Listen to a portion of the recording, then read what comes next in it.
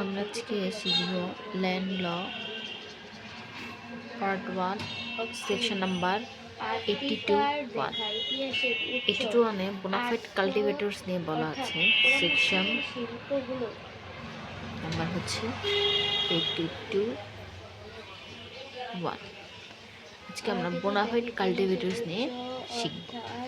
Bona fide কাল্টিভেটরস সেটা হচ্ছে আমরা একটা আইন পড়েছিলাম, state acquisition and tenancy act, যেটা 1850 সালে স্টেট অ্যাকুইজিশন থাকে নানা রকমের চিত্র, মানুষের দৈনন্দিন জীবনের নানান ঘটনা, পশু অ্যান্ড টেনেন্সি অ্যাক্ট, সমাজের মুখর দিনলিপি, সাধারণত মানুষের অবসর, বিনোদন, সাংস্কৃতিক প্রতীক। স্টেট অ্যাকুইজিশন টেনেন্সি অ্যাক্টে বোনাফাইড কাল্টিভেটরস নিয়ে বলা আছে সেকশন নাম্বার 8। বোনাফাইড কাল্টিভেটরস মানে কি? A person who cultivates land by himself or by members of his family. Bona fide cultivators তাকেই বলা হবে যে সে নিজে অথবা তার কোনো ফ্যামিলি মেম্বার্স তারা হচ্ছে তার ফ্যামিলি মেম্বার্স তারা হচ্ছে তার যে ল্যান্ডগুলো আছে, যে এগ্রিকালচার ল্যান্ডগুলো আছে, সেই ল্যান্ডগুলো হচ্ছে চাষ করবে। হতে পারে সে নিজে করবে অথবা তার ফ্যামিলি মেম্বার্স করবে, অথবা আমাদের সেকশন এটাও বলা আছে যে bona fide cultivates a person who cultivates lands by himself or by members of his family or by with the aid of servants or laborers, or with the aid of partners or borgadars, and also includes an agriculture labor. তার মানে bona fide কাল্টিভেটরসে সে নিজে মানে হচ্ছে himself, সে নিজে করতে পারবে, তার বা হচ্ছে তার family members of family members.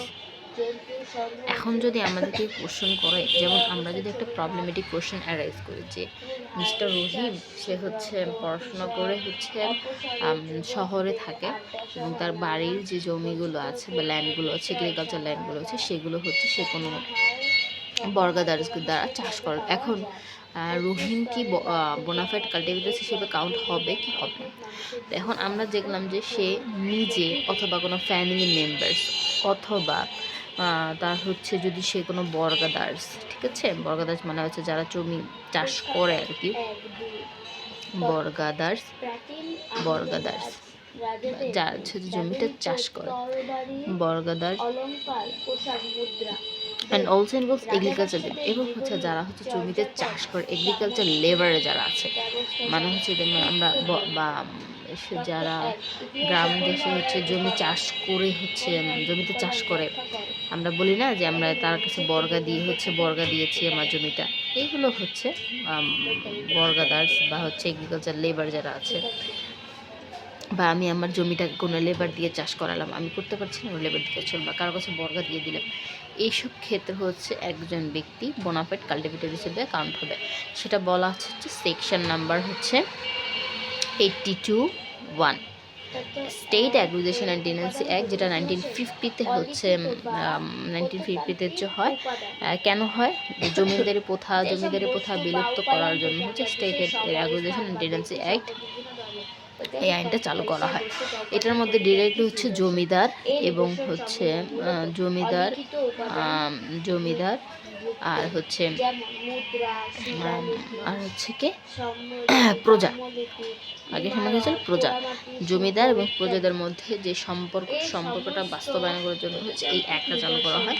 মাঝখানে যে মানে হচ্ছে জমিদার এবং প্রজা আমরা রায়াত বলতে পারি, রায়াতের মধ্যে যে হচ্ছে সম্পর্ক, জমি নিয়ে যে সম্পর্ক, এটা হচ্ছে এটা এস্টাবলিশ করার জন্য হচ্ছে এই আইনটা চালু করা হয়।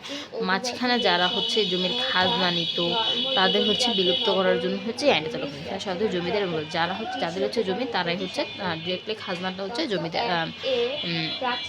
সরকারকে নিয়ে দিবে। তার মানে জমিদারি প্রথাটা বিলুপ্ত